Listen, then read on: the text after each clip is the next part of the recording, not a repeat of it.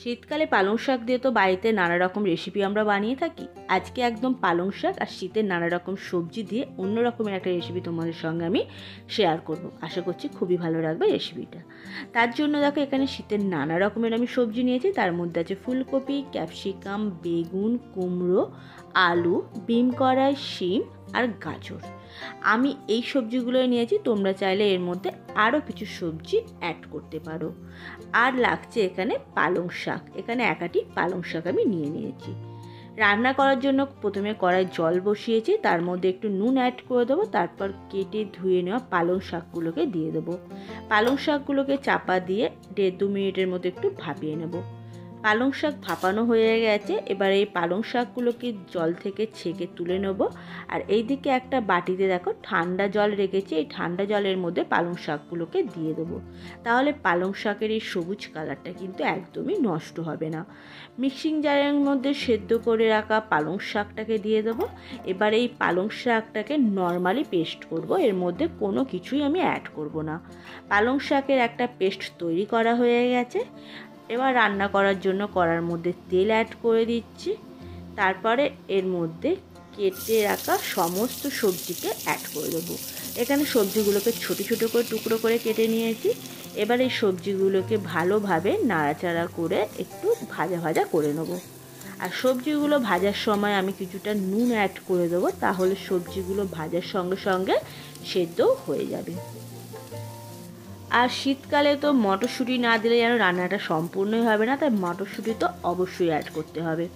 তারপর নাড়াচাড়া করে নেব, তারপর চাপা দিয়ে কম আছে 4-5 মিনিটের মতো সবজিগুলোকে একটু ভাপিয়ে নেব। সবজিগুলো একটু ভাজা ভাজাও হয়ে যাবে আর সেদ্ধও হয়ে যাবে, দুটো কাজ একসঙ্গে হয়ে যাবে। তো সবজি ভাজা হয়ে গেছে, এবার কড়াটা ধুয়ে তার মধ্যে আবারও কিছুটা সর্ষের তেল অ্যাড করে দিচ্ছি। তারপর এর মধ্যে একটা বড় সাইজে পেঁয়াজ কুচি অ্যাড করে দেবো, আর পেঁয়াজ কুচিটাকে একটু লাল লাল করে ভেজে নেব। পেঁয়াজ ভাজা হয়ে গেলে এর মধ্যে 1 চামচ আদা রসুনের পেস্ট অ্যাড করে দিচ্ছি। খুবই কম মশলা দিয়ে কিন্তু আজ এই রান্নাটা করব, তেল মশলা দেখতে পাচ্ছি খুবই কম দিয়েছি।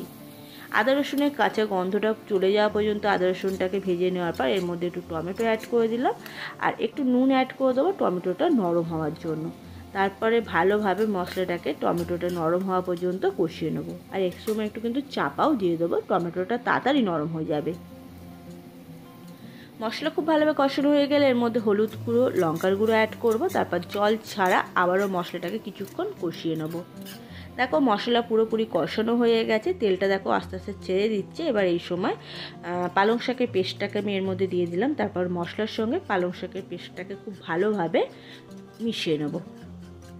খুব ভালোভাবে মিশিয়ে নেওয়ার পর এর মধ্যে আমি সমস্ত ভেজে রাখা সবজিকে অ্যাড করে দেব। তারপর সবজির সঙ্গে আবারও খুব ভালোভাবে কষানো পালা, সমস্ত জিনিসটাকে খুব ভালোভাবে বা সবজির সঙ্গে কিন্তু কষিয়ে নেব।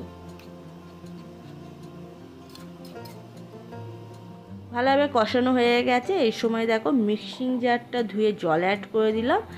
আর কিছুটা পনির ছিল আমার কাছে, ওই পনিরটা দিয়ে দিলাম এর মধ্যে। তবে তোমাদের কাছে না থাকলে সেক্ষেত্রে কিন্তু স্কিপ করতে পারো, কোনো অসুবিধা নেই।